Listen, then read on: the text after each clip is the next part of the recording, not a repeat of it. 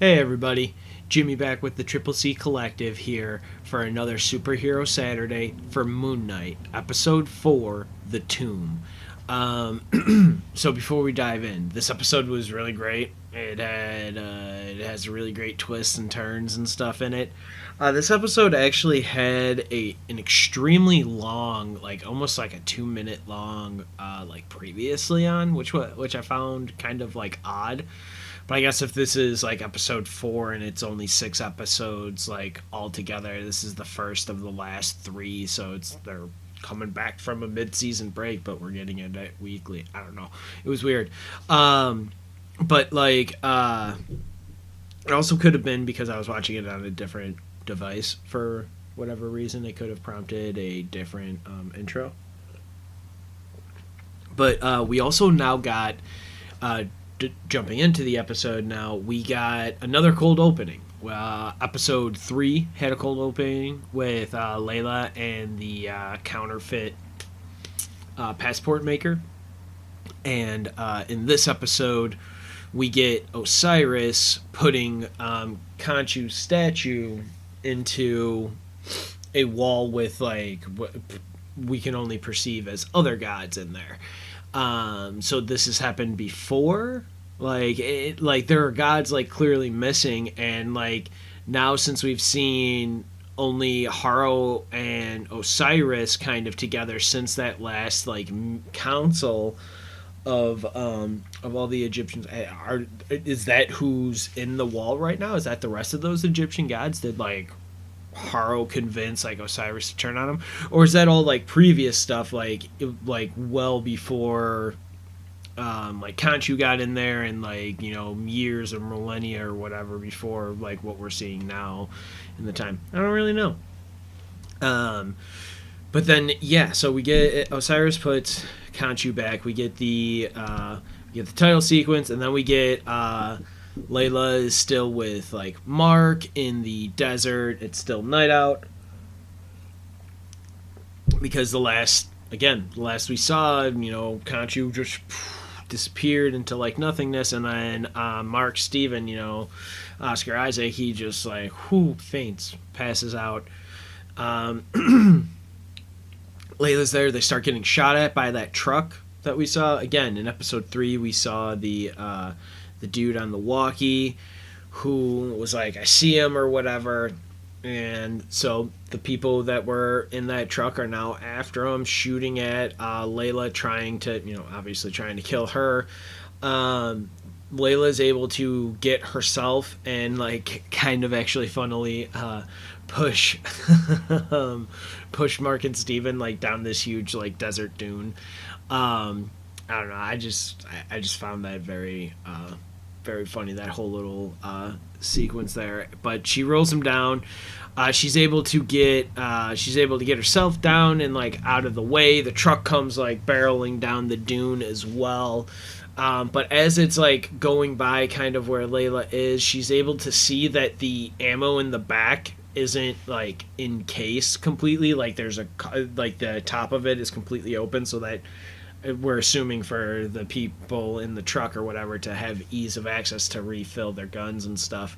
So what does she do? She goes and grabs some flares. She grabs the flares because, well, she hides inside their truck, grabs the flares. She signals the flares because they're over by Mark getting ready to like almost bring them into the truck, and then she signals the flares, distracts them, puts one underneath like their truck, Mark and Layla's truck that they were driving in and like checking the map and stuff on, and then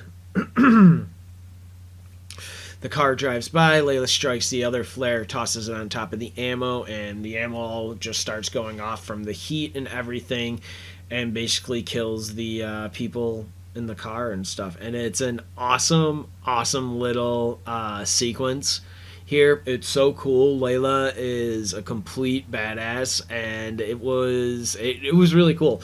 This episode is a lot of fun. It kind of like picks up the pace of like a little bit, not necessarily of the action, but here was really good. I really liked it. this was like the whole tossing the flare on top of the ammo was just like awesome. It was such a great little scene to see. After like it's all that and the ammo in the truck and stuff is done. Mark is up or Steven is up actually and is with Layla. They get in the truck and they start driving to find like Harrow and like where he is and trying to get to Amit's tomb. In that car ride, though, like Layla finds out about the deal because Layla is trying to get Mark out from Steven because she feels that now where they're going that they need Mark. Mark would be more handy in this situation than what than Steven would be. And Steven's like, no, I'm not going to do that because I made a deal with Mark. You know, our deal was like once Khonshu's gone, he's gone. And then we get Mark like chirping at him and stuff in the background being like, do you really think I'm just gonna let you just like try and live with her or like just let her die and you die and us die and all of that? No. I'm gonna make sure we're safe and then I'll go away. It's like I love the reflection stuff that they keep doing. Like it's a really interesting way to have Mark and Steven always be talking to each other. It's an interesting thing to do, and I really love it.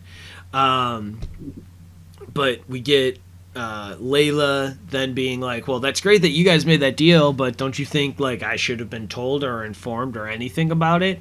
And Steven's like, well, wasn't like Mark already kind of gone and like out of your life at this point? So like us making that deal like isn't necessarily like against you, or you shouldn't be so like necessarily upset about it, which yeah, that's not the right thing to say there. But like he's got a point. Like they were, Mark was already separated, putting his distance between them. And when Layla shows up, she already has the divorce papers that she says that like Mark sent.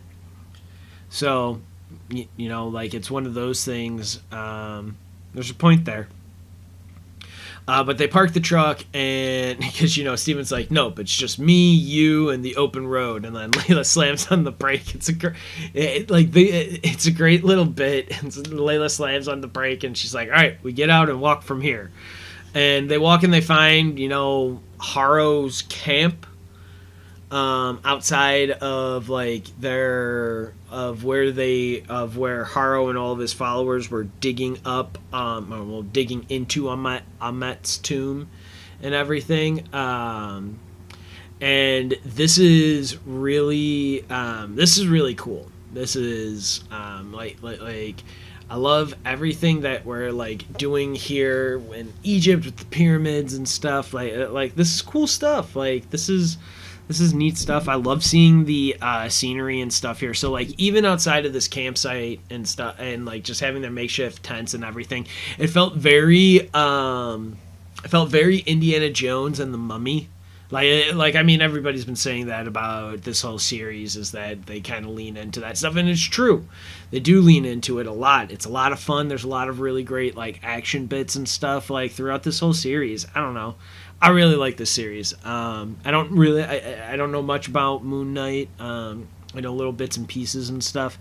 So like this series, just like most of why I like the MCU and stuff, is that they take a lot of characters, because my Marvel characters are like Spider-Man and the X-Men, I guess when it comes to fandom and stuff. So like they've taken all these other characters that I would call like non-important to me, like these B characters or whatever. I know so many people will get mad at that, but like these characters that I can only speak for myself, I didn't like really care about, and like now I like all the like all these movies. I'm more interested in trying to figure out like more about these characters and everything that they're going in it, like then being excited for things like Moon Knight, who like I knew a little bit about, I've read a little bit about and stuff, and like Oscar Isaac is giving a great performance in this. I've really enjoyed this series so far. It's been a lot of fun.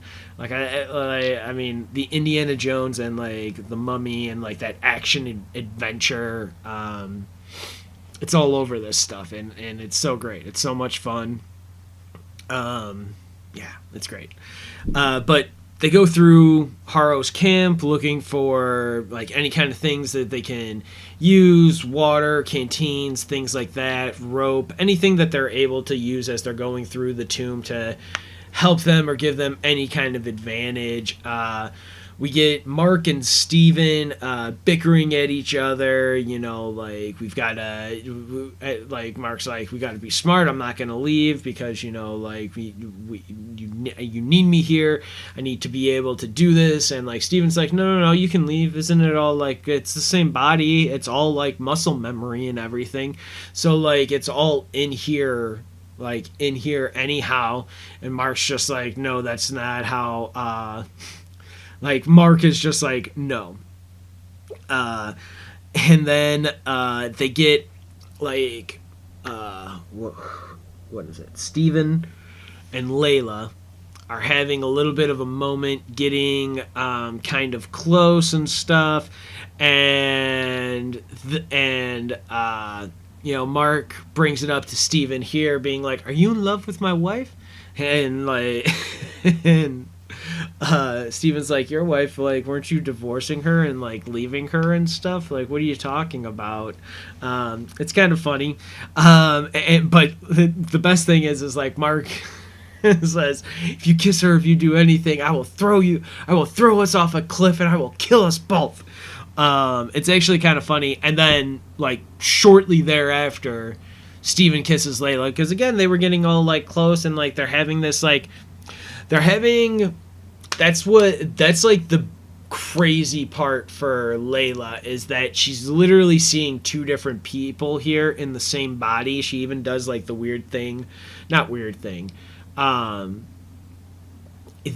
like you even smell like him, and it's like, well, yeah, it's the same body. That like you don't manifest a whole new body for like for a new personality. That's not how as far as I know, that's not how that works. That's not how DID works.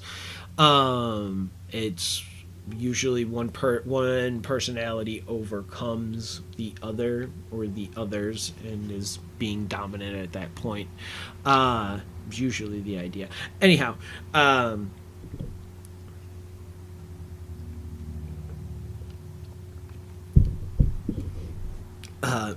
Steven and Layla kiss. Mark is annoyed, and the best part is that Layla walks away, like, gets herself set up and goes down to, like, jump into the tomb and everything with her rope and her, like, little climbing gear and stuff. And Mark overcomes the body and punches himself in the face and then throws his body down the shaft to meet Layla, and it's so great. But where they throw themselves into is like the Sphinx chamber, and it's great because like Steven's nerding out like a lot here. He's like, oh my god, I wish these things would just like jump to life and ask me riddles about being able to like pass and stuff. And they've been like standing guard for centuries. And Steven does make the joke. He's like, I'd be thrilled. I'd shit myself, but I'd be thrilled. Layla talks about how her dad was an archaeologist, and that was unbeknownst to Steven, that he was an archaeologist. They head into, they leave the Sphinx chamber, they head into the rest of it, and to like a maze and stuff, basically. And at this one portion of it, they see basically at a center where a bunch of different passageways lead away from like this one little chamber room. So Steven then draws the Eye of Horus on dusty stone table that's in the middle there, we see like a weird green light projected on top on the ceiling as well of the Eye of Horus, which was like really weird because I didn't know where that green light was coming from at all in like that scene, but like it's there up on the ceiling if you rewatch it. But you know, we got Oscar Isaac drawing it on the table there, and draws that they explain of like where they need to go and what needs to what happens here. Like the Eye of Horus is also like the mind and physical, but it also represents like the six senses and stuff of like thought, sight, mind, and like all of that that he goes through. And so what do they expect is that they would expect Amet's little statue that like Khonshu is in, like her like statue, or Amet's like statue would be in the voice, whoever was the voice of Amet, that avatar. So that's what they do. They trace the, based on like where they are here in this cluster of that leads out, they go out and they follow the path of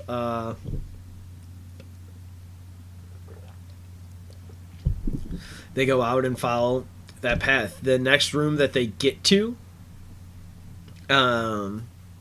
they find like the tongue of Amet would be the voice of Amet, would be the avatar, because that's how like Amet would be speaking for Amet. Like, so it would be the tongue. It would be in the tongue of the Eye of Horus part, and that's what they're going to. But they find this room that they're talking about, like, oh, they see these paintings, these hieroglyphic, maybe not hieroglyphics, but they see like paintings on the walls of what they call Hika priests that are usually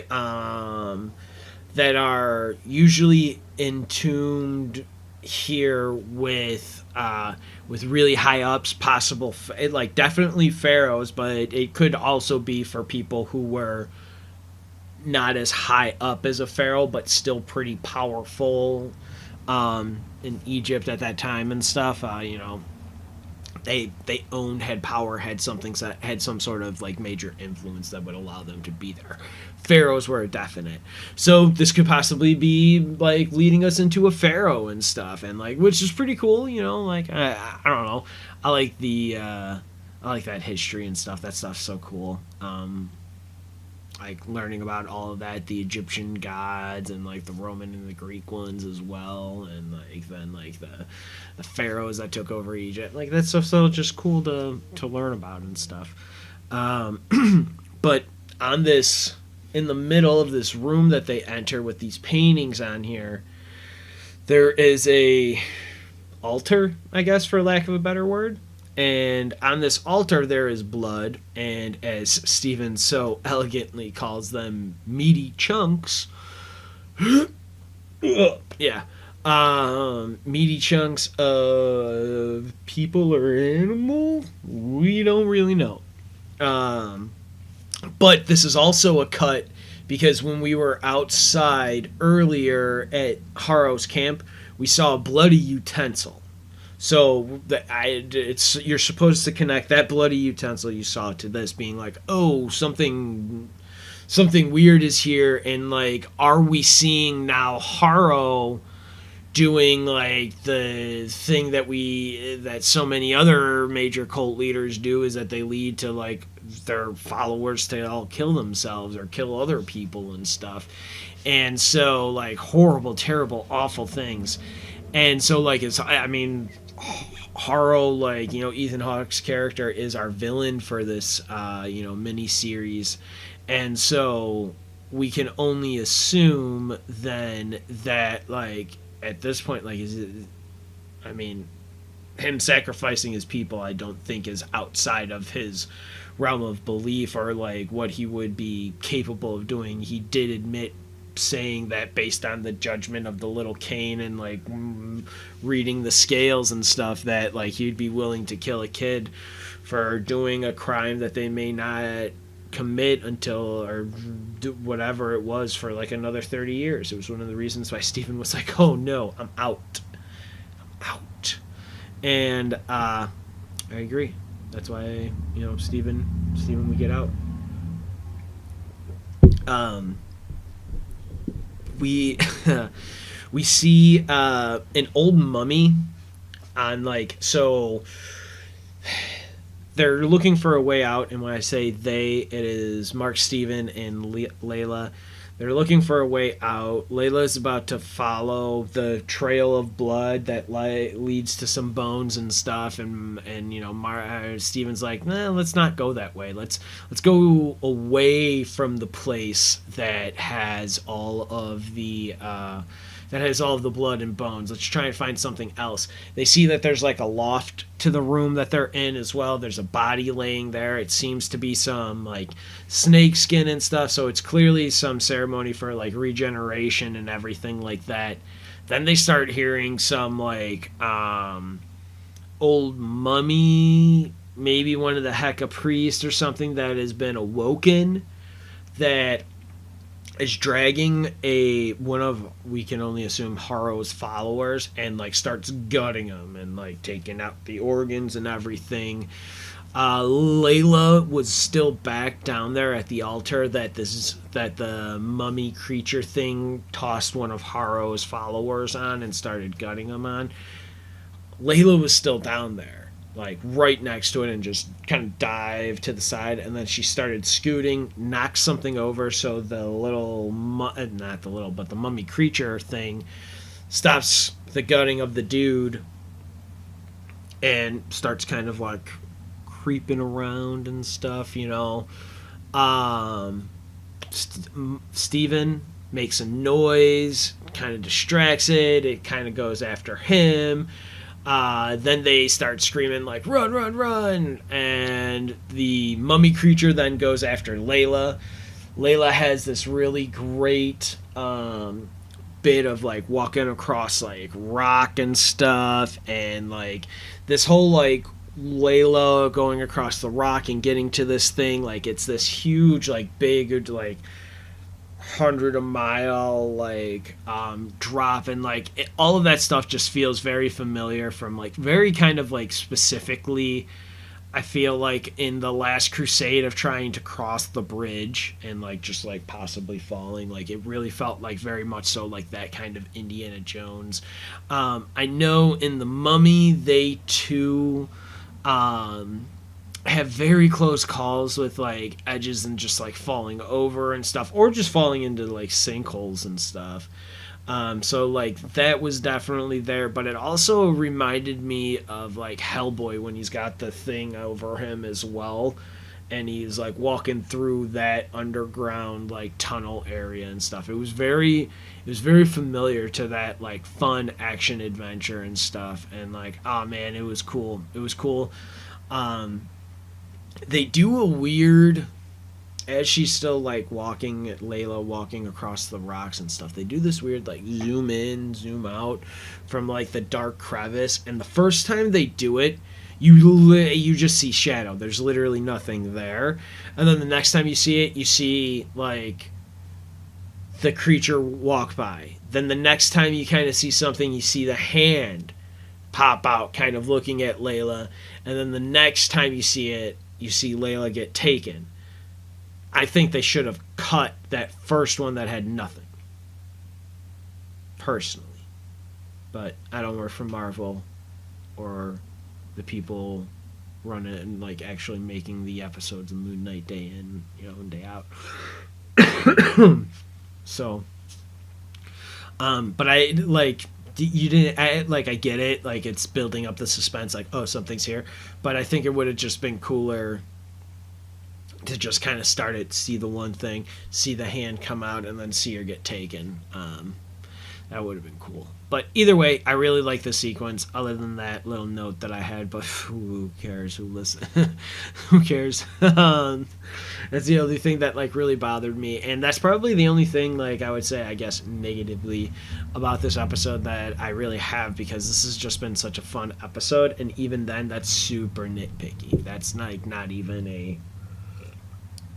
It's not something that should stop anyone from watching this episode or not enjoying this episode at all. because it's super nitpicky. So let me just also like put that out there as well.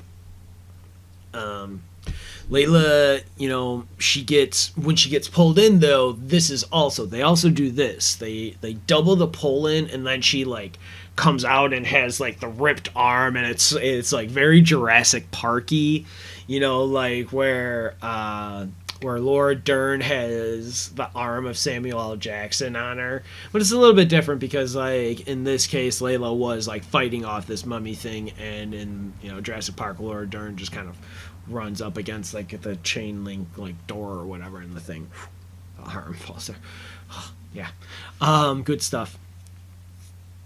So for this, Layla gets, pulled in twice, beats the monster, and then we get a cut of Harrow just standing there across the big gap that Layla just made her way through, and just across like through the difficult way. And then we see Harrow in that we see Harrow in the hallway there leading up to a staircase. And we cut to Mark and Steven then enter Alexander the Great's tomb. I didn't think we were going to see Alexander the Great in any of this, but this is really cool. This is one of those things where I was like, holy cow. Like, holy shit, this is really sweet. Because Steven, as he's walking in, he's like, oh my god, there's this, there's that. I can't believe there's all of this. And then he sees the Macedonian. And when he sees the Macedonian writing on the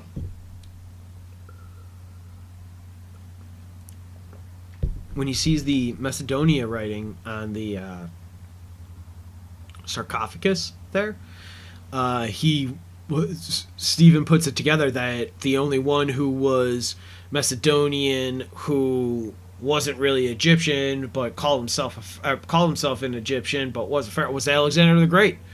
So they had found that. This is what Stephen is saying, is that he has found the long lost tomb of Alexander the Great, which then also says that Alexander the Great was the voice of Ammit, which would then lead to like why Alexander the Great was able to, was able to do all of that. But they do say that Ammit was betrayed by her avatar. So Ammit was betrayed by the former avatar. So I don't know, maybe it's interesting, but it's Alexander the Great's tomb, and it's so cool. Mark is also yelling at Steven this entire time, like, you kissed her, I can't believe you kissed her. And Steven's like, what, are you gonna drown us now? And he's like, but you told her the truth, and I appreciate that. I appreciate you, telling her why, like, you being honest with her and telling her why I was pushing her away, because that's something that I didn't say. Despite that kiss, right after they share that kiss, earlier, Layla and Steven, when they share that kiss, Steven does like a total mood killer thing, and it's like, oh, by the way, Mark is pushing you away because he wants to try and protect you, and that's what's going on from Khonshu and everything. And kind of does one of those things. And so but in this moment, Mark is like, hey, thanks. Like, I appreciate that, because he was clearly not able to do that himself. He could not be honest with her, because that would, there's something else there that we just haven't known yet. And so the Macedonian is insane on there, like, just reading that and everything. Like, Steven's just like out of his mind. We get Harrow showing up. He is super sweaty. Well, we get Layla showing up first, and then they start hearing like gunshots and things like that, and like the stomping of Harrow's men coming, and Harrow,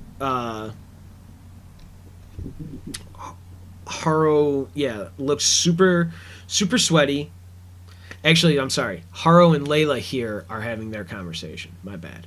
Haro and Layla are having their conversation, and in this conversation is where basically Haro is super condescending to Layla, is hinting at that he knows what Layla's dad used to call her, like my scarab and everything, which mightn't have meant, like before, like what I was saying, like maybe it wasn't Layla and her dad who found, or maybe it was, I was thinking that Layla and her dad might have found that scarab originally, and that could still be true, possibly, but like now based on that conversation of where I got that from that cold open, it kind of seems that maybe the counterfeit passport maker was more so talking about like calling Layla her scarab based off of like what her father used to call her, and not off of like her father and her finding it or whatever, and that's why she's mad Steven, whatever,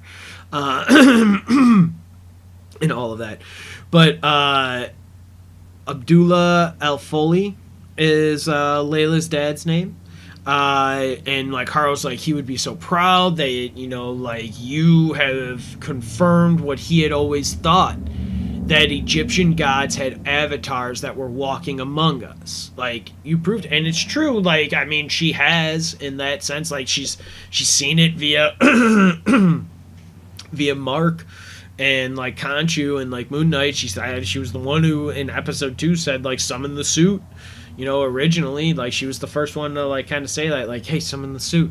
And then Steven's like, what do you mean summon the suit? And then we get the Mr. Knight thing, and that was pretty cool. But a lot of people hated that, but that's beside the point. Because it wasn't more so like the Mr. Knight that is kind of perceived or put out there from the comics and everything. But Haro, as he's talking about Layla, her dad, and the weighing of like the scales, he talks about, you know, I weighed the scales of Mark, your husband, and you know he's in a lot of pain, he's a lot of agony, and tell me, you know, like tell me, Haro is saying like, has he told you what happened? Like, has he told you anything? Because like, I know your husband is suffering, there's some agony, there's something that your husband is holding on to, and we, you know, maybe that might allow you some freedom, some pressure there, Layla, if you find this out. And then we get a cut back to Mark and Steven. They haven't opened up the tomb yet, and Steven's like, every bit of me says I shouldn't do it, but he goes ahead and he does it anyhow. They open the tomb. He rips off some of the bandage. Steven rips off some of the bandages off the mummy's face, rips the jaw down, and sticks his hand down the throat and pulls out Amet's statue, and that was really cool. That like, it makes sense that like because they first open it and they're like, where is it? Why isn't it just there? And you know, Steven's like, well, thinking about the voice, the tongue, and all of that, he's like, I have an idea that I don't like, and that's when he does it, and it's great. Haro, we get the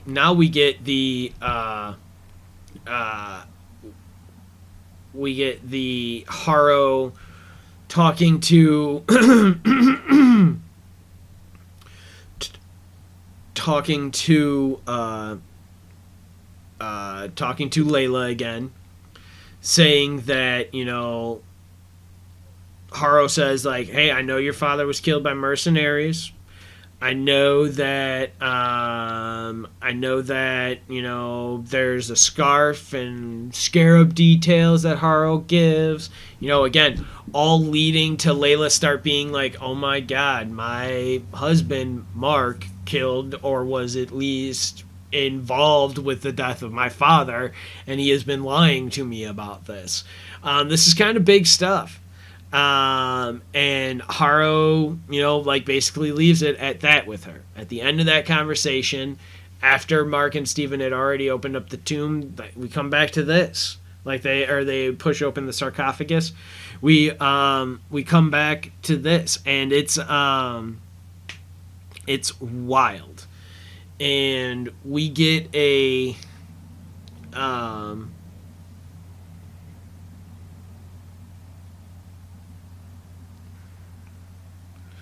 they talk about like screaming wake ups and stuff a little bit, which is like a weird hint to like something later. We get Mark pulling out Ahmet's Usagi, as they call it, actually, like I said. This is where we get the showdown, though. Right after the Usagi's pulled out of Mummy Ahmet, Layla shows up and is like, I want to talk to Mark. And is like, beating up like Steve and being like, I need to talk to Mark. I need to find out. And is like, did you kill Abdullah El Foley? And Mark's like, no, I didn't kill him. I was there.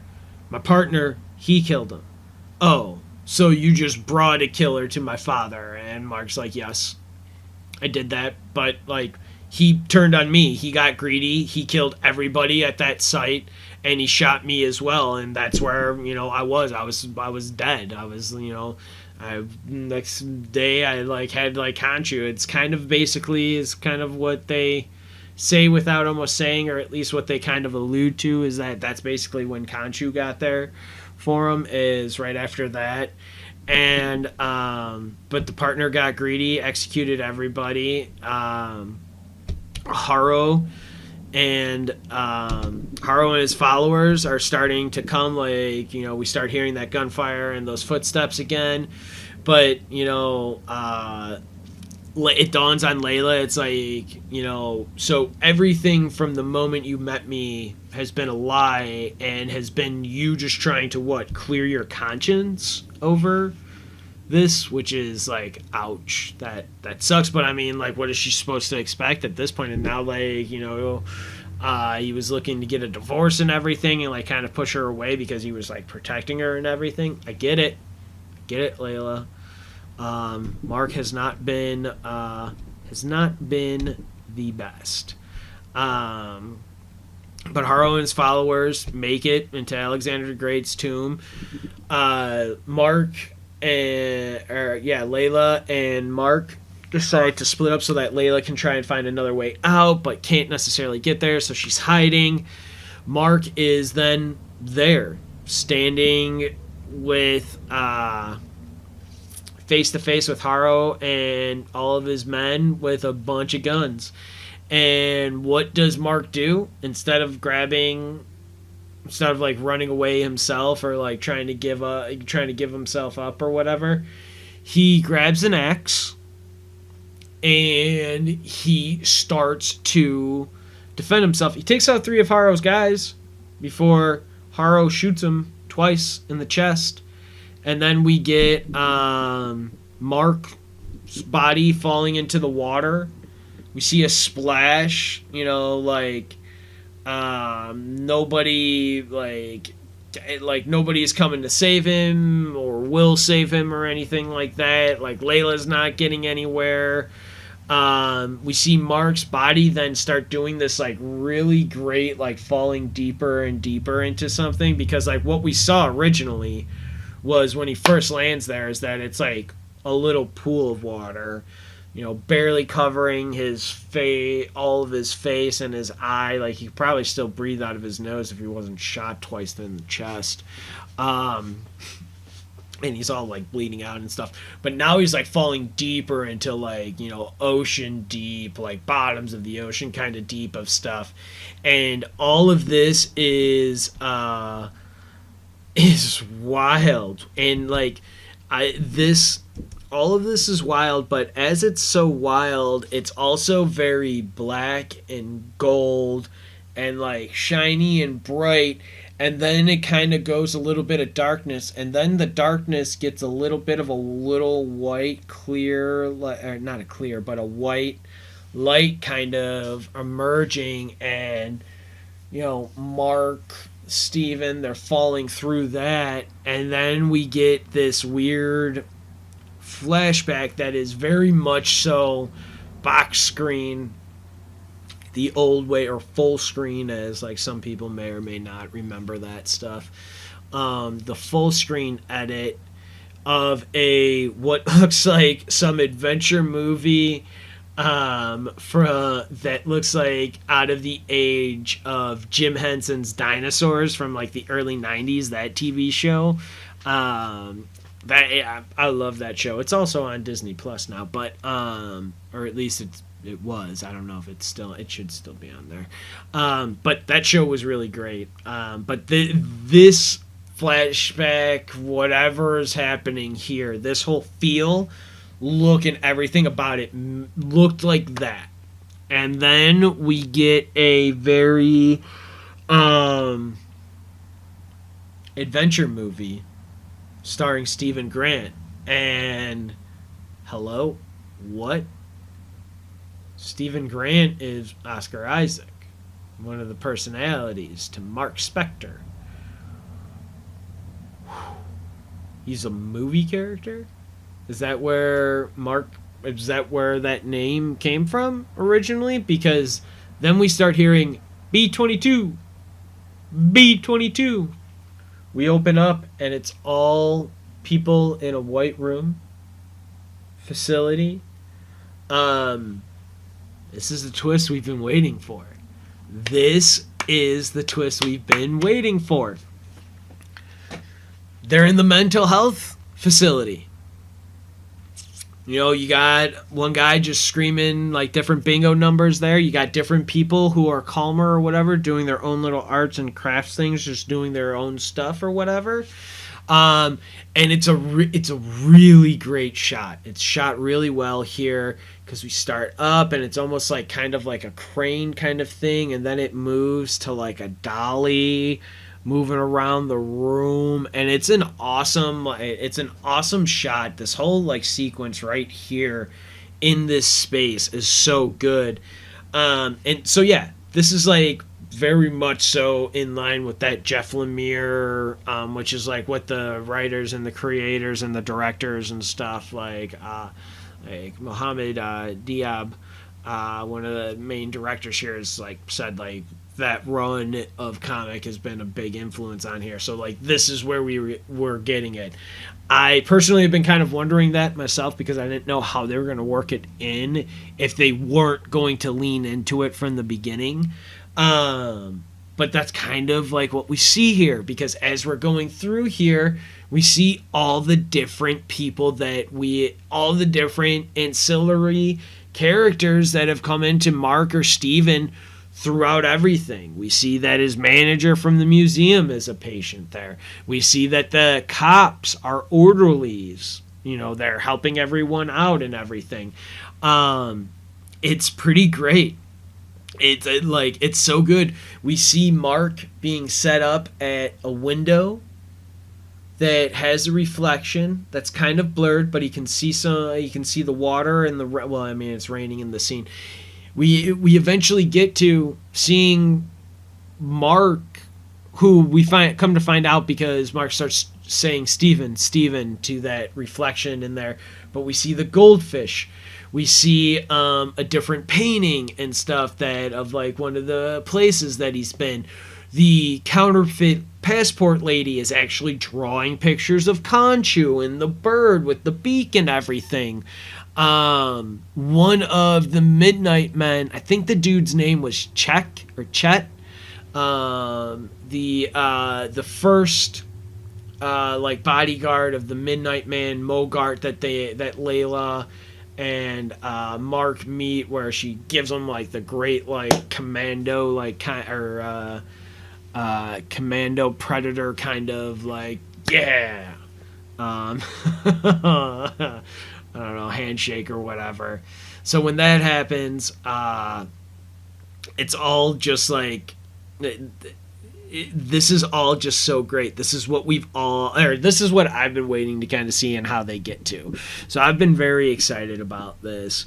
But we get Mark. He's bound to a wheelchair. He's talking to the window, asking about like Steven and everything. We see the goldfish. We also get Layla here. Layla is also a patient here, and Mark has a bingo, and Layla's like, "Oh, I'll go get it. And I swear I'll share it with you this time," because apparently more than once, as we've kind of heard earlier, Layla will, in that cold opening, she will take all of the riches, save a little bit for herself, and then give it back to where it needs to go.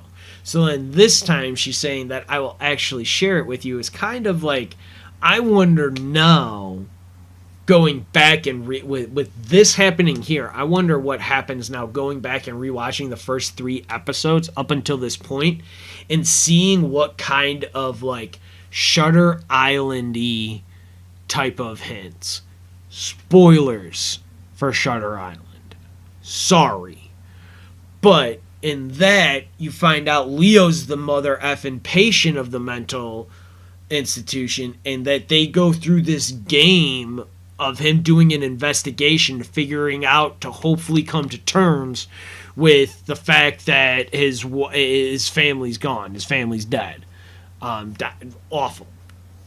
But, so here, they kind of lean into that same kind of concept here. And, they did it in the Jeff Lemire run, and they did a great job of it here, in the fact that they take all of those ancillary characters that were all around that we've seen in the first 3 episodes now, and plop them in here, and we see them all doing like different. This was cool. This was great. I really liked it. We get, Mark tries to get up from his wheelchair, and he's bound to it the same way that he was bound to his bed. When he falls, he drops a Moon Knight figure. So now it begs the question, like, whoa, where are we? Is this like, we just saw him get shot, so what happened? Like, where are we? We see Arthur. He's meeting with, it looks to be like a therapy session with Mark.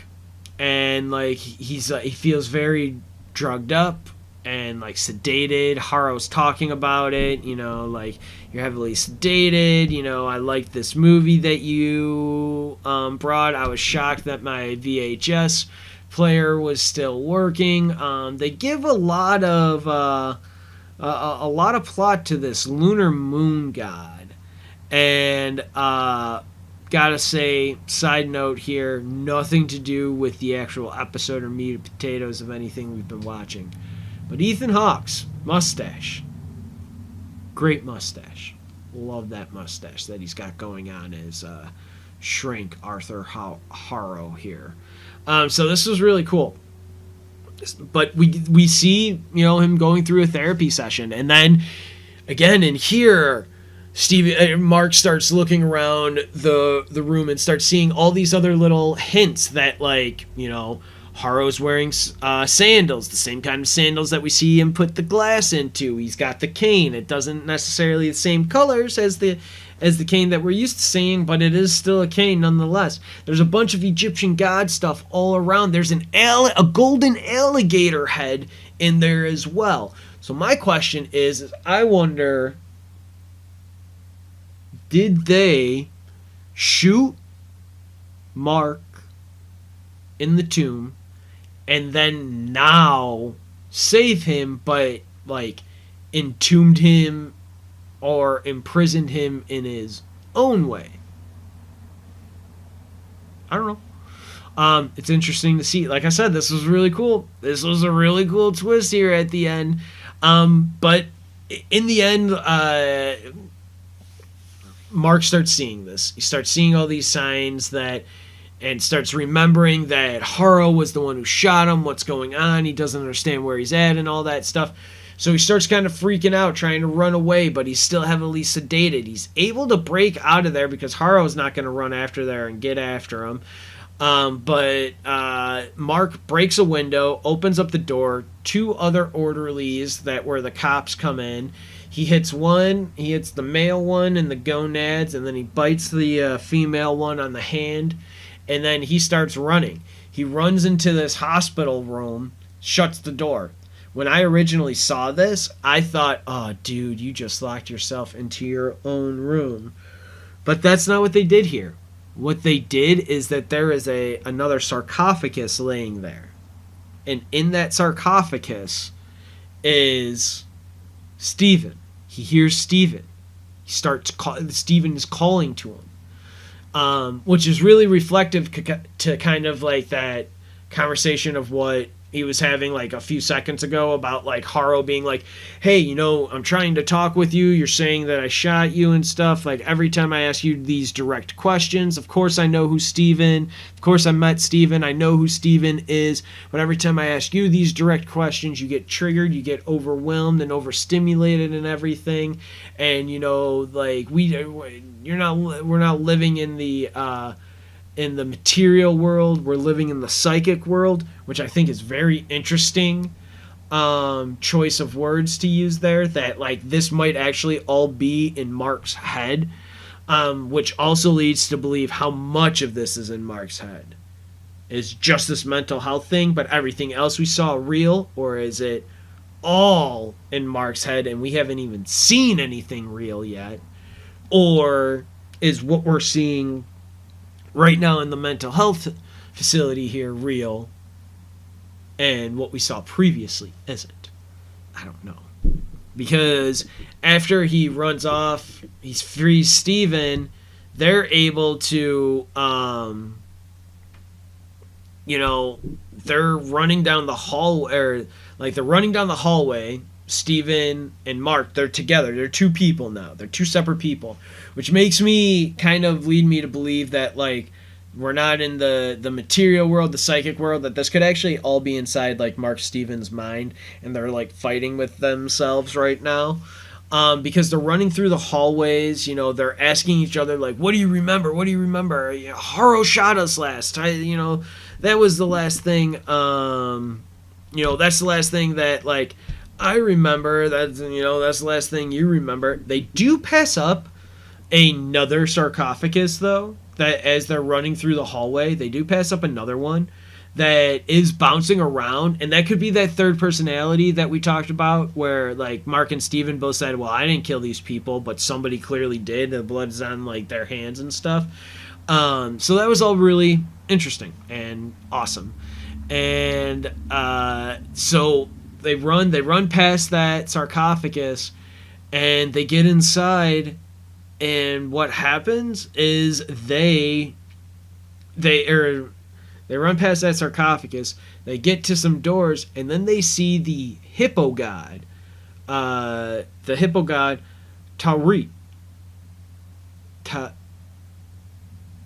Taurit? Yeah, Taurit. The hippo god Taurit, which is fertility and birth, which we can only assume then if we, and childbirth and fertility. So if we end up seeing this, it's got to lead to some kind of like Moon Knight being reborn, right? It's got to be some sort of like rebirth between them. But the interesting thing is, will one actually give up the other, like dominance to the other, or will they still be together? We don't know. But that's how this episode ends. And like, oh man, this was a cool episode. This was a sweet episode. I'm already going a little bit longer than I wanted to for this episode. So I'm going to wrap it up here.